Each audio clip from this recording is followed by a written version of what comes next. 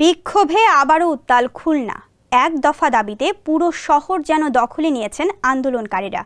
প্রত্যক্ষদর্শীরা জানান, বেলা ১:৩০টার দিকে দলীয় কার্যালয়ের সামনে অবস্থান নিয়ে বিক্ষোভ করছিলেন আওয়ামী লীগ, যুবলীগ সহ অঙ্গ সহযোগী সংগঠনের নেতাকর্মীরা। হঠাৎ কিছু আন্দোলনকারী পিকচার প্যালেস মোড় থেকে দলীয় কার্যালয়ের দিকে যেতে চাইলে আওয়ামী লীগ নেতাকর্মীরা তাদের ধাওয়া করে। একে অপরকে ধাওয়া পাল্টা ধাওয়া ও ইটপাটকেল নিক্ষেপ করে দুই পক্ষ। এ সময় কয়েকটি ককটেল নিক্ষেপ ও গুলির শব্দও শোনা যায়। পরে আন্দোলনকারীরা একত্রিত হয়ে আওয়ামী লীগ নেতাকর্মীদের ধাওয়া দিলে তারা পিছু হটে। পরে আওয়ামী লীগ অফিসের ভাঙচুর ও চেয়ার টেবিলে আগুন ধরিয়ে দেয় তারা।